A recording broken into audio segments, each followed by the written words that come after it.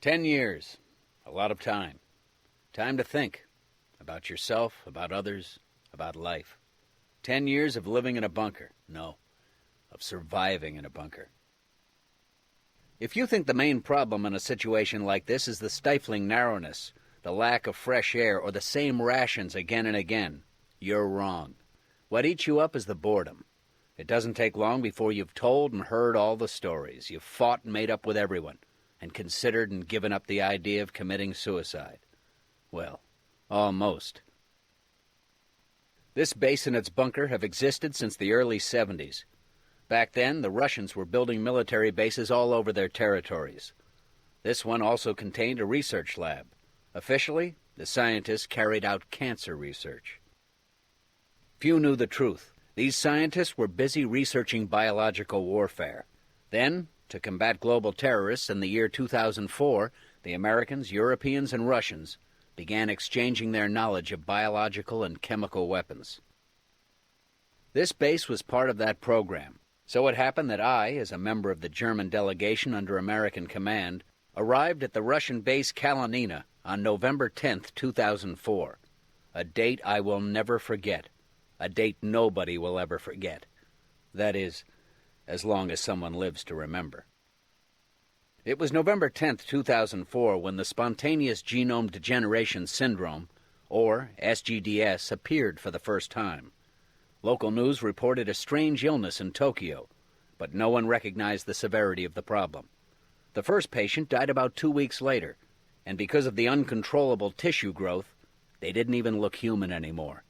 The pictures on TV showed something that looked less like a man and more like a bloated piece of meat. The next cases appeared in Moscow, Berlin, London, Paris, and LA a month later. All of the infected died within a few days. Even the politicians refused to speak officially of an epidemic. The truth began to dawn when the mayor of Tokyo declared a state of emergency some weeks later, and the news finally confirmed what everyone had suspected, but didn't want to accept. The cause of the epidemic was not natural. It was an artificially created virus. It seemed that someone wanted to destroy humanity. Unfortunately, their chances looked good. In the meantime, over 100,000 cases of SGDS had been reported. The mortality rate was nearly 100%. The citizens of Tokyo were placed under quarantine. Nobody was allowed to enter or leave the city. It didn't take long before most other major cities did the same. The scientists tried in vain to fight the epidemic, but it was useless. There was simply not enough time before the situation got totally out of control. More than 100 civilians were shot down trying to escape a quarantine zone in Berlin. An uprising in Moscow led to harsh military measures, but nobody believed the military could hold the quarantine zones. The French government was the first to opt for radical measures. They dropped 2 tactical nuclear bombs on Paris, but it was a last-ditch effort, and the epidemic continued its rampage. Shortly thereafter, the world collapsed into anarchy. The last I heard, the U.S. government estimated more than 1 billion victims. Most of them were unconfined and highly infective. Humanity's last hour had arrived. When our first commands arrived in February 2005, the majority of the forces had already fled the virus. We figured the best thing to do was to find shelter in the bunker. When I say we, I mean Sergei, Vladimir, Sarana, Boris, David, and me. 5 Russians, an American, and a German. The great mixing bowl.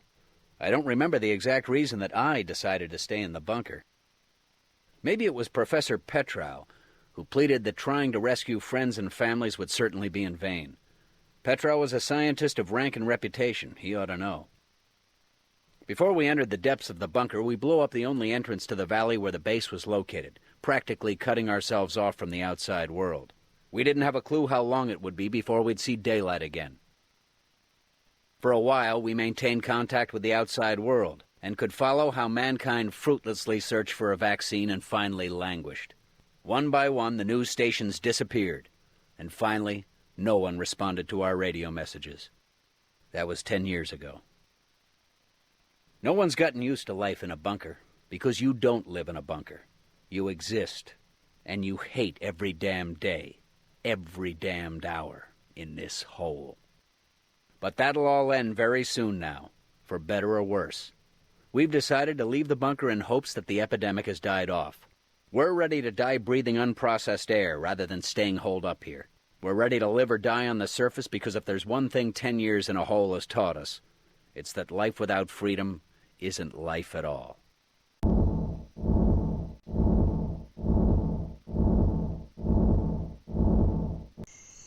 Okay, we're out. What's the air like out there? Well, we're still breathing. The air kind of reminds me of when I was a kid.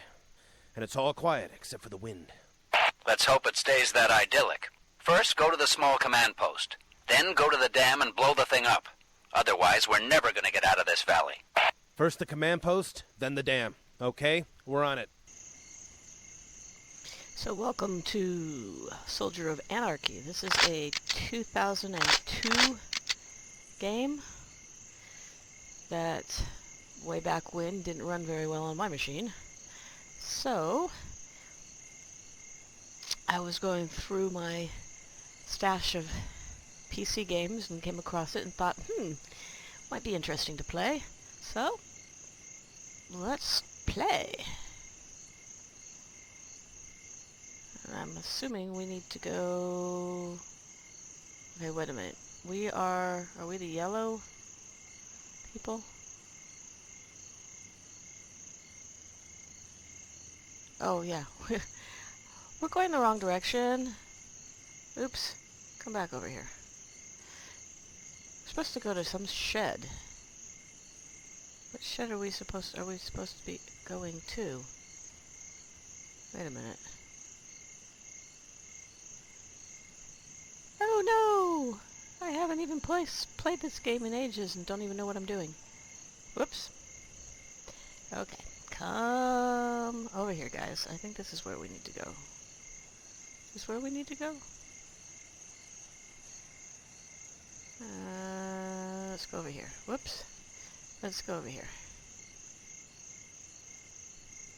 I don't know. I think I'm yellow.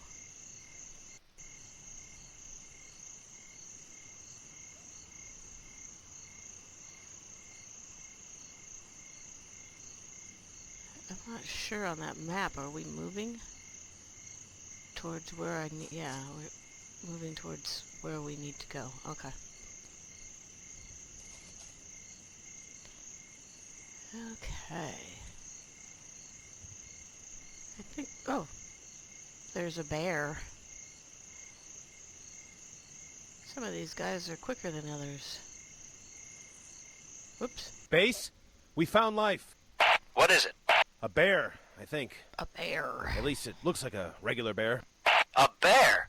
Well, be careful. Who knows? Things could have mutated. The plants and animals around here don't necessarily look and behave the same as we're used to. Well, this one sure looks like a bear, and it doesn't look at all friendly. Well, if he gives you any trouble, just shoot him. Then secure the command post. We might just have to do that.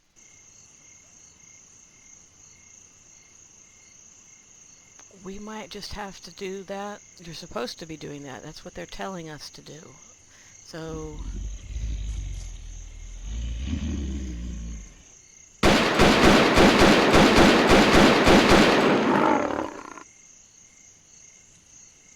Well, we just killed the bear that just disappeared. Okay, so...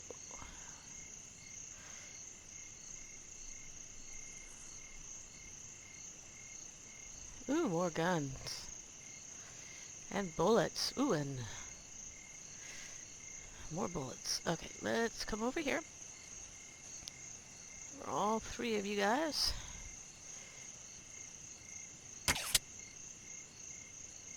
Oh, okay. And then let's give that guy that gun, and we'll give him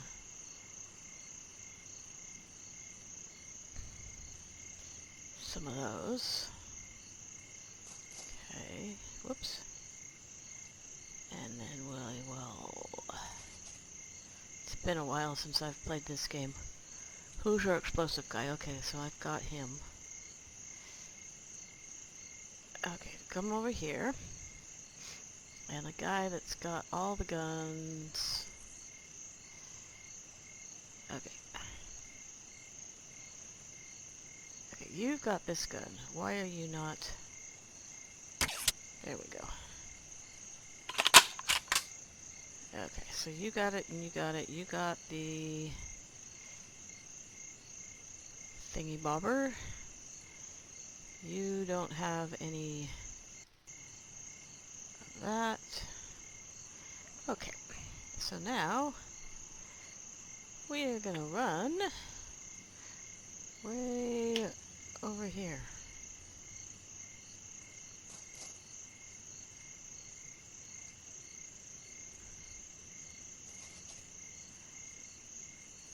I think. Where are we supposed to... Oh, we're supposed to go way over here. Okay. Well, not supposed to. There's woofs and stuff. Woofs. Woofs.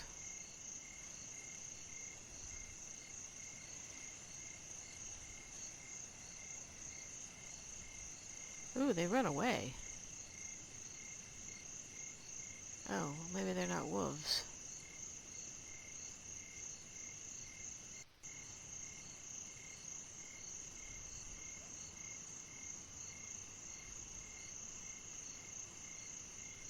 Okay, aren't you supposed to be moving? Okay, guys. Ooh, they're coming back.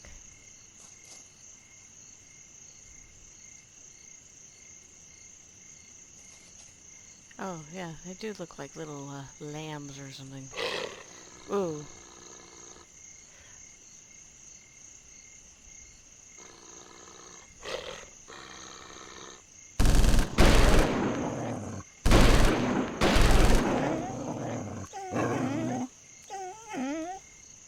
Oh, we just killed some doggies.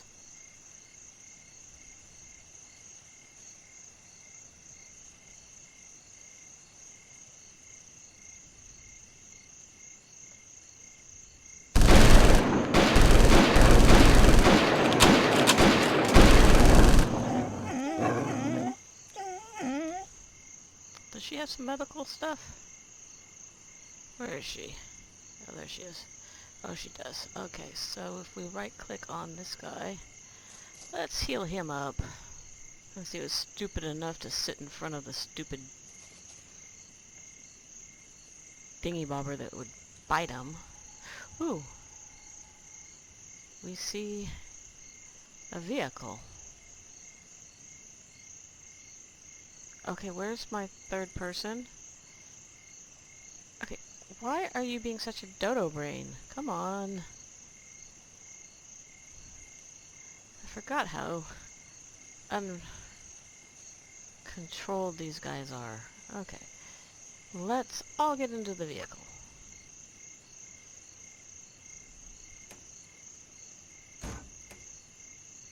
Okay, one at a time. Okay. We found a vehicle. A Hummer.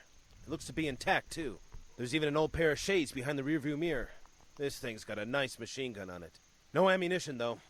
If you're lucky, it might still run. I hope so. I'm not crazy about all this walking. You might not be able to tell from looking at me, but after 10 years in that bunker prison, I'm not exactly ready to run a marathon. You're just getting old. Thanks a lot. Look, just worry about that dam. Okay. So.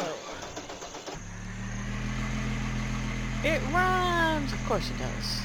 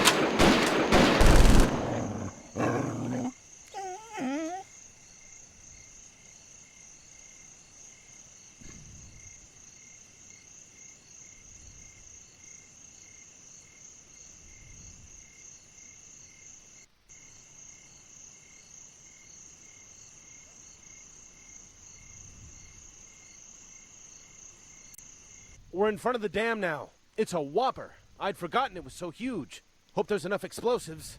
Trust me, there's enough. Any idea what's waiting for us behind that dam? Probably nothing. You know that once we've blown this baby up, we can't just put it back again like a cork in a bottle. What choice do you have? Spend the rest of your life in this valley with the wolves and bears? All right. Let's get to work. Wolves and bears, oh my.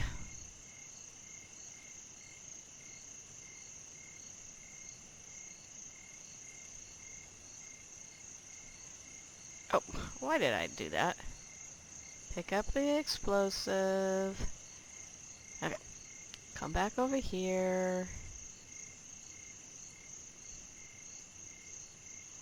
Drop the explosive. Start it. And run the hell away. Come on, keep going.